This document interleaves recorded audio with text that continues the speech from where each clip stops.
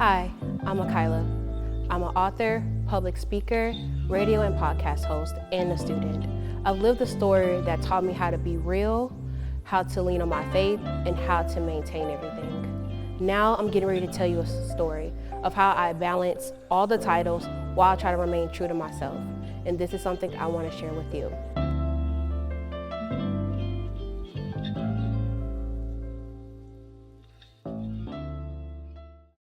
Hi, I'm Trent Harris, and I am here with Michaela Nobles, and we are here to talk about her because she's an author, and she's more than just the author.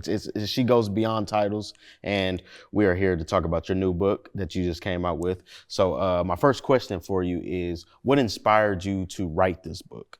So what inspired me to write my book was my life, really.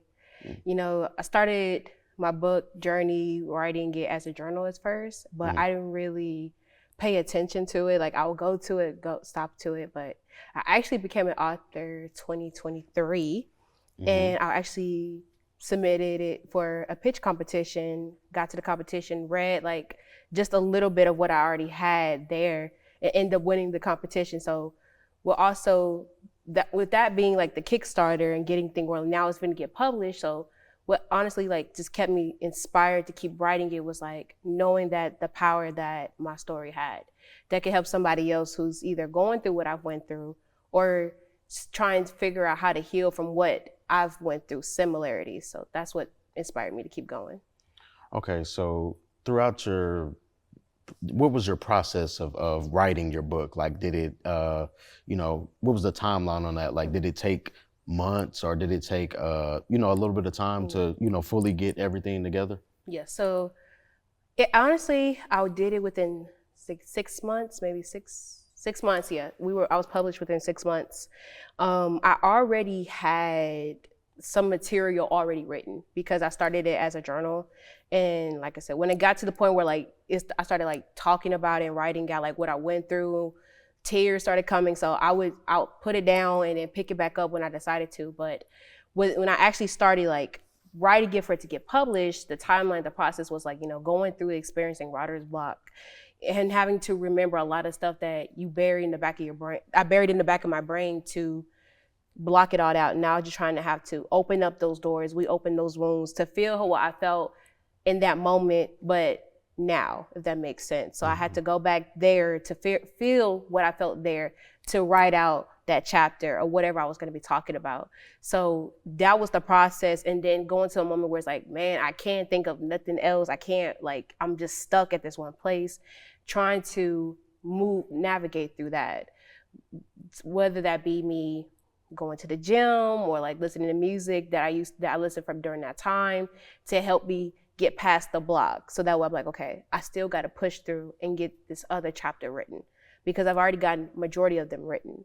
But that was part of the process. Like the crucial part is like trying to keep my brain and my mind clear. So that way, if I did hit a block, I was able to get into it like smoothly and not be stuck at that block for a long period of time. Okay, so in your opinion, what would you say is the hardest part about being an author that none of us would know about, Yeah. Ooh, that is a very great question. But what I feel like people don't understand is like the behind the scenes. That everybody sees like, the lights, the camera, the action, book signings, a lot of the highs, but nobody sees the lows, the days where you can't write or the days where like, well, you've written and it's published, but there's nobody buying it. So the behind the scenes, like with you marketing and trying to push forward and trying to get your book out there, and everybody just sees like, oh, people praising you, but people don't see like the tears that you shed, the hard work that you go in, the criticism that you receive behind the scenes. Like, don't nobody see that. And you have to have tough skin to be an author because you got to be able to take criticism, be able to hear somebody tell you, hey, you could have did this better, you could have did that better. Well, I don't like it. You got to be ready to take that because this is your art. This is the way you express yourself artistically. So you have to be able to handle that and also navigate being in a world with people that's been doing this longer than you and now trying to like, okay, how can I get myself back out there? Okay. So you said that within your process, you did a lot of journaling, right? So when it, how, basically my question is like this. So with the journaling, how much of that did you use in your actual, in the final copy of your book? Like, was it like, did you use it as a, just a, you know, rough draft for your book, or did some of the parts in your journal actually make it to the final copy? It actually did make it, like most of it made it into the final copy, Okay. because that was my foundation. That's how I started, and that was my book, was my journal. So I took that and I put it in the format of how I wanted it to be in the book, like as the chapters, because I started writing my book way before I even knew I was going to be an author. So when I had all that material just sitting there, and it's crazy, as much as like I move around and do a lot of stuff, like I'm surprised I still had it, but I just went back into it and I just took everything that I had and I just transferred it over to the book. Okay. I have another question. So do you think that, or actually I'll ask this, what was the toughest part when it came to writing the book? Like what chapter was like the one that took you the longest? Like, man, like this one is, I don't know. Yeah, it was chapter 6. He's him, but he's not him. The reflection of my father. Mhm. That was the roughest one to write, because I had to go reflect on the moments where, like, not having a father in my life and not having an active father participate, how I searched for love in all the wrong places, and it led me to running into somebody who assaulted me. So having to write that out and relive that moment that changed everything, having to go through that all over again while still dealing with like the legal and everything side that I was already going through with it, still having to deal with that, but then now I have to write about it. That was like, oh man, I like, do I want to change this? Do I not want to go fully in detail with that? But I pushed through and got it done. But that was the most absolutely hardest chapter to write. Yeah. So you can say that within this book, like you were fully transparent with the audience about everything that you know experienced. You know, I know you can't go into like every intricate detail of your personal life, but pretty much for the most part, you basically went full deep into the book. Absolutely. Okay. Just allow God to use you and let it shape you and mold you. Are they for sale here? Yes, ma'am. Okay. They're $18.99 if you would like to purchase one, and then when you do purchase, I do have Cash App, Zelle, PayPal, or cash. Okay. And I'll sign it right here for you. Yeah, I'll take one. Get a picture with her first. Yes. Thank you. And get in touch with you and buy it later. Yes, ma'am. Okay. So how do you think what was your first step into public speaking? So, my first step into being a public speaker was I actually started speaking at a young age. Like, at churches, the church I was going to at the time. I started doing like words of expression there, and then I did it again at the current church I go to. So that I would say like that was like my first time, but actually like speaking on like platforms and everything. It happened right after I became an author. So I started doing like a lot of virtual events, a lot of virtual conferences, to now I've done one in-person speaking engagement, but I want to do more in-person speaking engagements. See, you better than me. See, it takes a lot of confidence to go out in front of a lot of people, Right. and speak in public. So kind of like, for people that are scared to, go up and talk in front of people, how did you gain that confidence of, oh, I can just go up and just talk in front of 50 people or 100 people or anything? Like, was that just in you? Like is it something you had to learn and grow with to try to get better at? No, I believe it was in me, because I'm a very outgoing person. So I'm used to being in rooms with people that I've never seen, never met, and able to be okay. Now, does it take me a while to kind of like, navigate and move around and talk to everybody? It may, but I'm very outgoing. So going in front of a bunch of people and talking about what I've went through or talking about anything topic given to me, it wasn't hard for me. If anything, it was just like, okay, muscle memory. And one thing I did have to learn and start doing was like anytime I do go, take somebody, a familiar face with me. Because when you go in a room with a bunch of people that you don't know and you see different people, it's like you can get anxiety. So I'm not saying that you can't, because there's some times where I've gotten nervous. It's like, man, like it's a lot of people up in here. Like I got to talk about this. I got to do. But having that one person that knows you, that knows your story, it's like, okay, it's like a balance to the calm. So when you have these speaking engagements, what would you say is one message that you would want your audience to, walk away with, after listening to you give these motivational speeches? What is a message that you would want them to leave with? There's so many messages, but to narrow it down to two that I would want them to hear is, number one, be true to yourself. You know yourself better than anybody, so don't allow anybody else to make you feel ashamed of your story, make you feel ashamed of who you are as a person. If you went through it, own it. Say, yes, I went through it, but now I'm better. And also be real with yourself. Being real with yourself and being real in general is the most key component in everything that I do. It's like being real and being true to yourself, because if you're not real with yourself, you can't expect nobody else to be real with you. But those are the two main things I want people to understand. Like being real comes with, being honest with yourself first, telling yourself, hey, I'm not okay, and I need to be, and I want to be okay, and take those steps. And then don't let nobody tell you, hey, you need to do this, you need to do that, or even push you in a position where you start changing yourself for them because they have a perception of who you are and who they want you to see it. You don't need to do that. Man, that was real. That was motivational. You motivated me. I'm finna make a teardrop out. Not a teardrop. Yeah, make a teardrop out.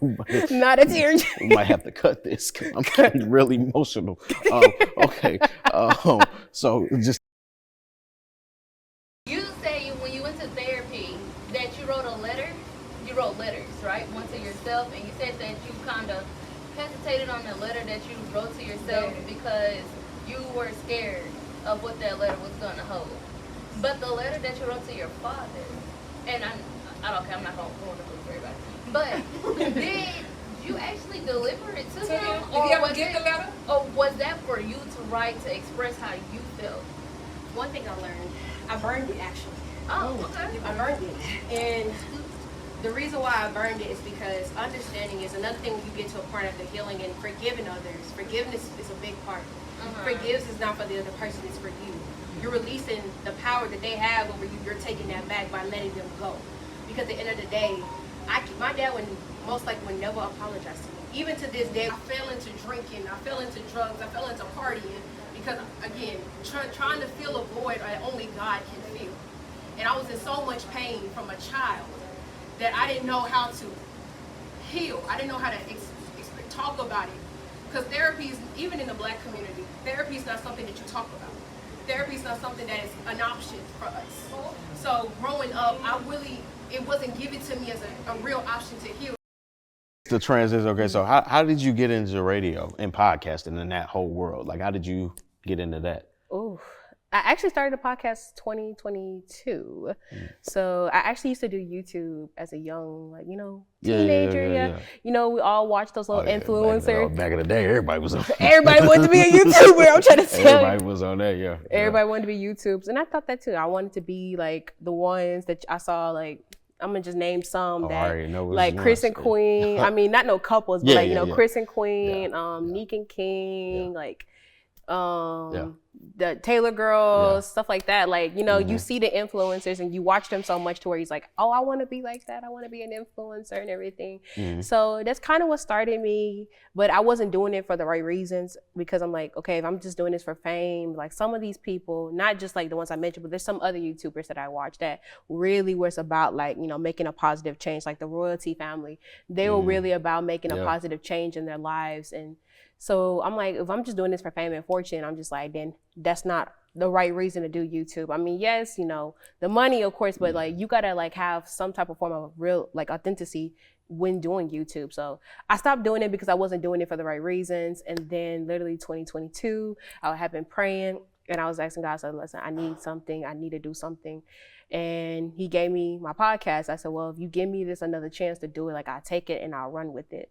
And from there, like that's when Just Keep It Real was born. So I took it and I ran with it ever since. And now Just Keep It Real is an international podcast. We are listened in different countries, we're now expanded not just on Spotify anymore, but on iHeart, Pandora, Apple Podcasts, Amazon Podcasts. We're like, so now it's grown to like, wow, like this is it. Like Just Keep It Real is like my baby. That was like my first start to everything, was just being a podcast host. And then how I got into radio is actually, of course I go to UTA. So Mavs up. Mavs up. Mavs up. I don't know if I did it right. I don't know either, but yeah. Wrong. Spider-Man. My bad.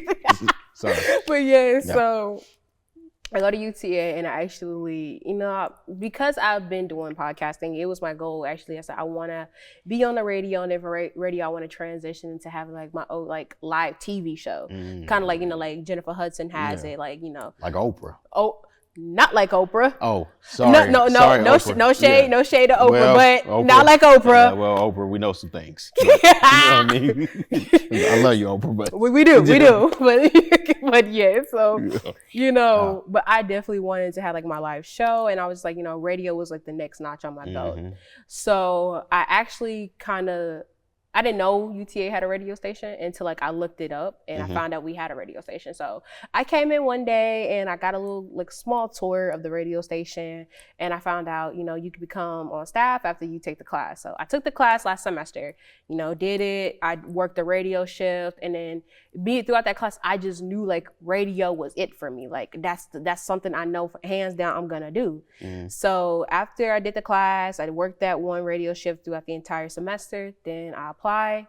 Now I'm officially on staff for UTA radio. So that's kind of how I started. And now I'm just like in love with it. So what is your show about on UTA radio? Like what? So the show's called Keep It G After Dark. And the reason why I say keep it, because, my whole brand is keep it real. So keep it. And the only thing that doesn't have keep it in there is my stage name, which is TheRealMichaeliaa. But Keep It G After Dark is a music show where we talk about the realness in the music. And, being me, I'm a big music lover. I grew up on all different type of genres of music, from gospel to R&B to hip hop to jazz to opera to all types of stuff. My grandmother was a big music lover. So one thing she definitely I feel like all her grandchildren have is like the love for music. Like some of us have it more than others, but we all have like that music in us. And one thing I'm very grateful for is like with the show, I'm able to talk about the realness about it. Like it's like, hey, this was the root. What we listen to now, like they got it from this. They sampled it from this. So keeping that up alive and also talking about what can change in the music, because music can heal. But it depends on what music you're listening to also. But music is powerful. So that's what the show is about, talking about the power that's within the music. And again, you are an author and you're a podcaster and, radio host. So there are a lot of things that, again, us as the audience, we don't see. So speak on the behind the scenes of what it takes to actually, not even start a podcast, but like the behind the scenes of the podcast, like all of the, the equipment you may need, or like even like coming up with topics, like just speak a little bit on the process of, that. Yeah. So the process with that is it takes a lot, gratefully, I don't have to use too much equipment. I can just use my laptop and then, do Zoom and just take it from there. And it works pretty good. But like transitioning to my goal is to transition to like a studio space. But the equipment that you need is like, of course, stable internet, good connection, good mics and everything. But I feel like what people don't really see is the challenging part is like, the booking, the interviews, dealing, with different people, coming up with the topics. I would say it's kind of easy for me, but I wouldn't say it's too easy, because I do have my moments where like last minute I change it. And like my script that I write, like halfway through it, like I just go with the flow of the spirit. So then I'm like, we go to a whole nother way of like what I wrote was not even what's put on paper. But the titles is really the most important part. And you gotta and how I write, what I do from my show is I relate it to like my generation, what things that I see that we all go through, not just as a student or author or podcast, but related to like what my generation is going through, speaking like truth about that. Because a lot of people want to talk about something, ain't nobody gonna really be real and talk about what needs to be talked about. I'm that type of person. I'm gonna say what has to be said. It needs to be said. But that's kind of the process. It's smooth once you get it. It's just like, the consistency. It's remaining consistent with your own show. That's the struggling part.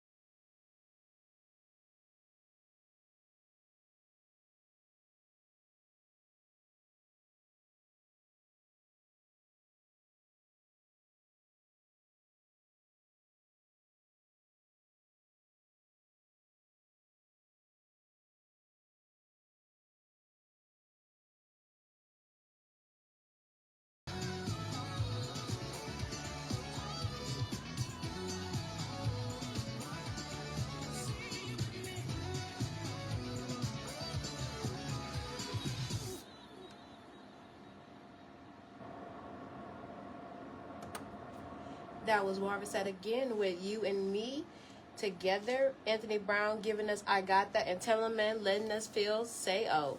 Quick fact, Anthony Brown is one of the most. So how would you, again, I named off all of the things that you do. Like I said, for anybody that didn't hear the first time, she's an author, she's a podcaster, she's a radio host, you have a lot of titles, right? So, and you also are a student. Right. I forgot to add that. She's a student too. Mm-hmm. So how do you balance all of those things in your life? That is a struggle. It really is, but it's the learning that prioritizing what comes first, like honestly, my academics is like important to me. It's like the first thing on me because, all the stuff that I do, like you said, I do have a lot of titles. Damn. And like, I mean. Like 10, I named off like 10. Like 10, like it's a lot. It's definitely a lot. But not to like, but how the balance is like, making sure that my mental health is straight and my emotional health is straight and also like my spiritual health is okay. Like that is the key to making sure that I can balance everything.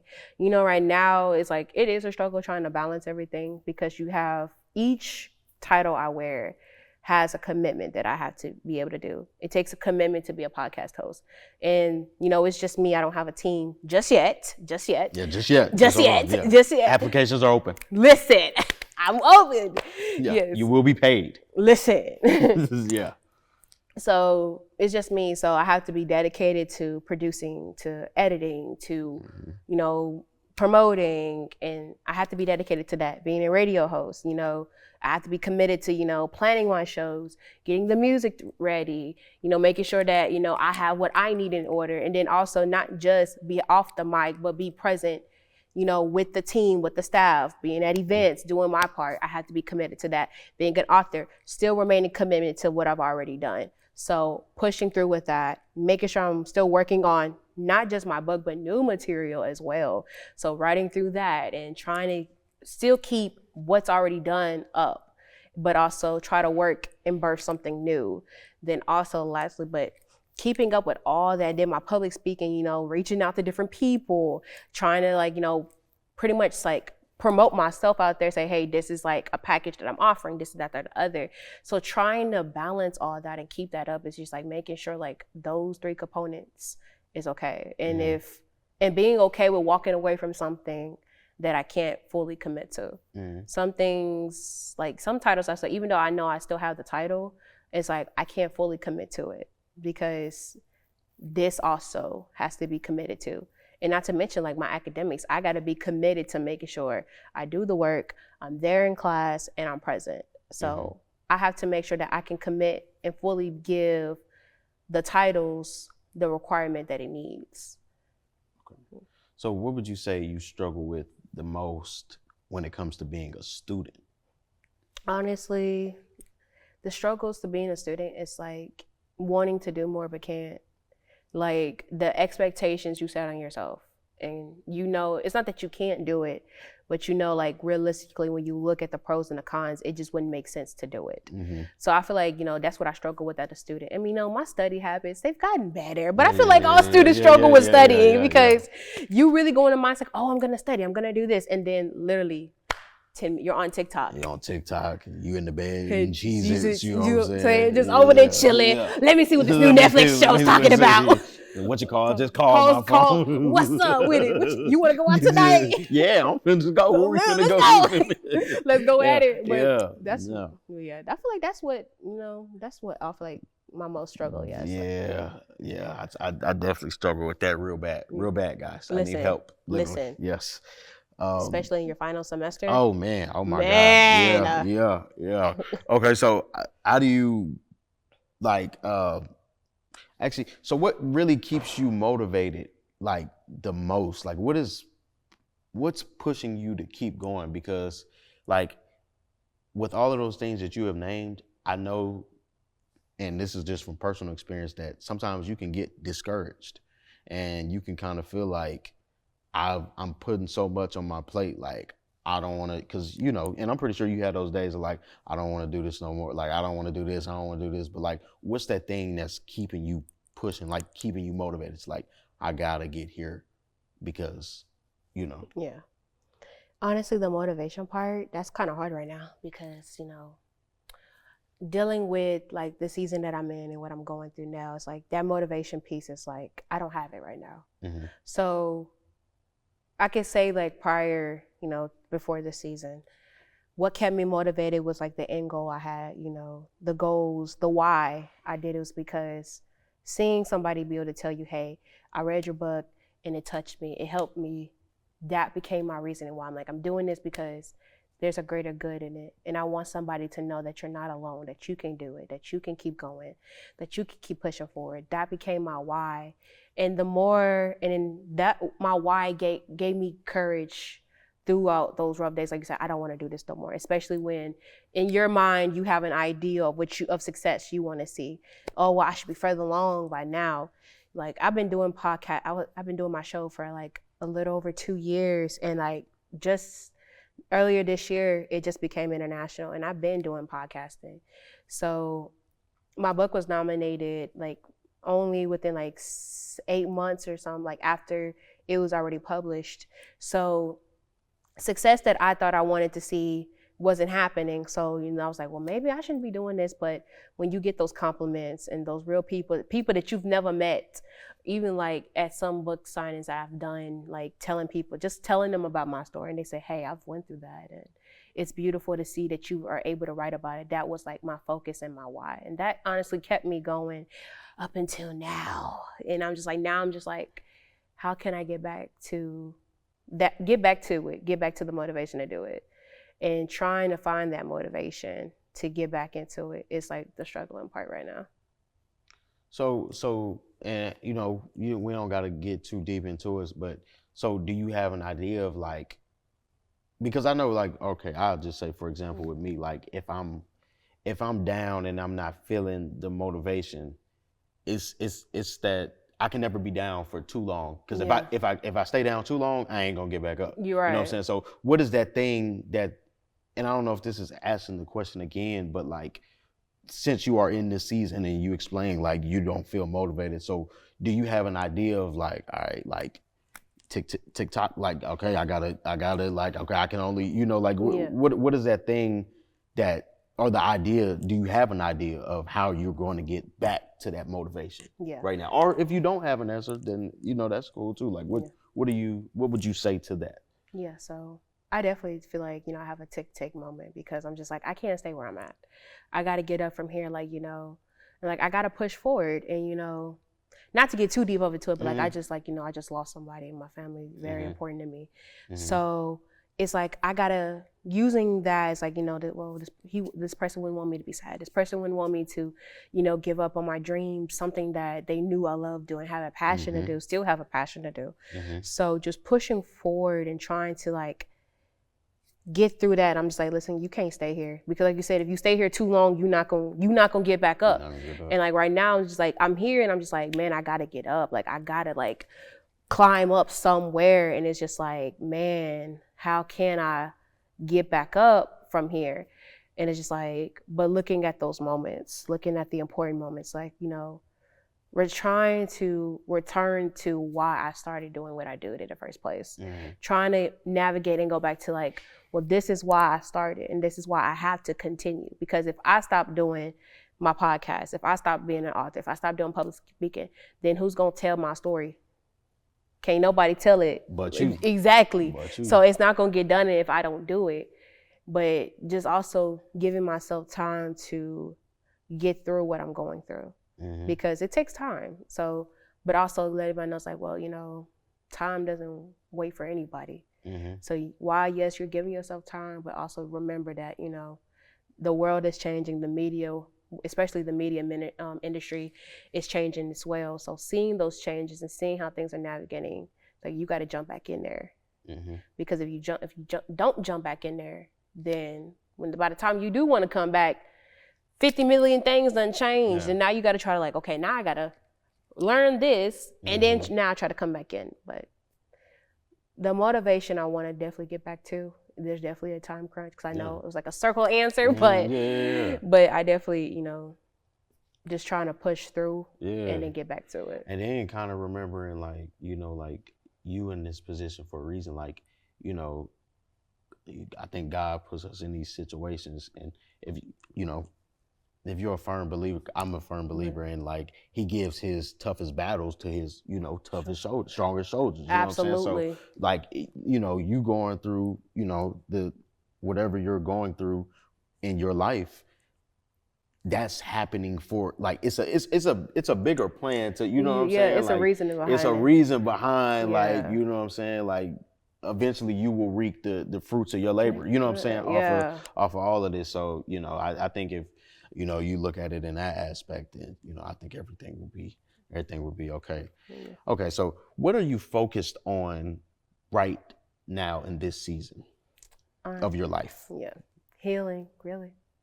Healing is the most important thing I'm focusing on right now, because, you know, like I said, I'm a firm believer as well, and like definitely agree with what you're saying. And, you know, focusing and healing, it's like, that's the hardest thing right now, because it's like, when you go through, I'm glad, like, since like talking about, like, when you have all these titles and you have all these realistic expectations on you, and having to deal with everybody's looking at you, all eyes are on you, and you can lose yourself.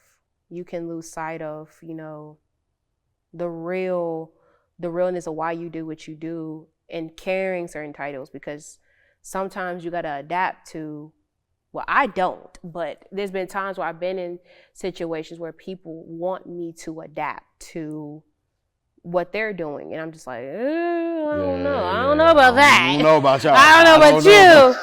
But But when after so long, and then just having to deal with life outside of your titles, like dealing with you just got to deal with on a daily basis. Like sometimes you can fall like with, I wouldn't say depression, but you could just fall into this moment, like in this rut, like, man, like ain't nothing happening. Like I'm doing all that I know how to do, can do, and nothing is changing. Nothing's like getting better. So you can be in that place and don't know you're in that place. And you could be so focused on doing everything else, but like your body and your mental screaming like, red light, you know, your entire dashboard is lit up, and yet you still driving the car. Like your engine, like is blinking at this point, like, hey, you need to get a new car. Take me to the shop or something. And you just driving like it's nothing. So healing for me is very important in this time, because I want to make sure that things that I've ignored and turned off, now I'm dealing with it. And like, it's now I'm at a point where like I have to now deal with them, because I can't just jump back in the grind like I was doing. Like I can't go back to just like, okay, pick it up and let's keep going, because like it's gonna be a crash out. Y'all gonna see a real crash out unfold. So no, not just saying. Okay, somebody come get her. I don't know What she No, talking about? no. Okay. no. Yeah. Oh yeah. Nah, she didn't mean like. No, I'm just playing. saying, Yeah. like, you Yeah. ignore, those checks so much, like, you can burn out. Yeah. You can for sure. definitely, like, For sure. your body can crash, Mhm. and then you be forced to deal Mhm. with, like, take rest, like, Yeah. and that's where I'm coming from, like, what says healing, like, checking those boxes, going through and doing an inspection check of each Yes. area of my life, Yes. spiritually, checking all the boxes, mentally, checking all the boxes, emotionally, checking those boxes, making sure, and also physically, because your physical health is important. Yes. It's definitely important. Yes. Get your physical right Yes. together. Listen, because your body got to run. You good? No. I'm not good. I'm not good. No, I feel you. I'm glad you cleaned up that last part because I didn't know where you were going with the No. crash out. I didn't know. We're not gonna crash out. Yeah, I was like, let me get up for you crash out. There's too much expensive equipment in here to be crashing out. I just okay. So what new projects are you currently working on right now? If you can speak on that. I mean, I got some things up my sleeve, Okay, okay. You can't let your left hand know what your right hand is doing. Yeah. I can't with you. I don't know. I just okay because okay. No, I feel you. I feel you. Okay. Okay. So how do you see this phase as like planting seeds for your future? Yeah, because I mean, I'm being open. I haven't been present on any of my social media channels. I mean, I post every now and again, but as far as like content and doing everything, I feel like this documentary of, more than just titles, it's like showing people like who I am and how do I manage everything behind the titles, and like really getting to understand who I am. Like, I'm not just the real Michaeliaa, the girl that you hear on the radio, the girl you see on the podcast. I'm not Michaeliaa Nobles, the girl who you see as the author and the public speaker. I'm just Michaeliaa. I wear a lot of different titles and I wear a lot of different hats, but at the end of the day, I'm just one person trying to navigate every component of my life and managing all the titles that I wear. Okay. So do you have any last words for the viewers and anybody out there, or that you would want to say, or in the message or anything? Or I would say take time out for yourself. Life is short. Life is very short, and we never know when our last day is going to be on this earth. So you want to make sure that all that you're doing it for the right reasons, and you're not doing it for the wrong reasons. And what I mean by that, you're doing it for God, and you're not doing it just for yourself. Also, take care of yourself, because can't nobody take care of you better than you take care of yourself. Making sure that, like I listed earlier, those components in your life are checked out, because you don't want to crash out, because the internet is crazy these days. You'll definitely be a viral trend. You'll be all over TikTok and everything. So I don't want that for you. But I would just say, make sure you take care of yourself and be you. Don't let nobody else change you. Somebody want to change you, then they not for you. Yeah, because I almost crashed out this one time over this one girl. Oh, see, it was this time this girl had. Maybe I shouldn't get into that. Listen, it's okay. You know who you are. Listen, it's a couch. Hopefully you're watching. Yeah. Okay. I guess we are signing out. This is the show, the Trent Harris Show. That's what we'll call it. Yep. And we are signing out. This is Michaeliaa Nobles. Y'all go check her out. Go get her new book. Tap into the podcast. We'll have all of that. We have all of the links to that, and we will see you guys later. Yeah. Goodbye. Bye. Mavs up. I don't think I did it right.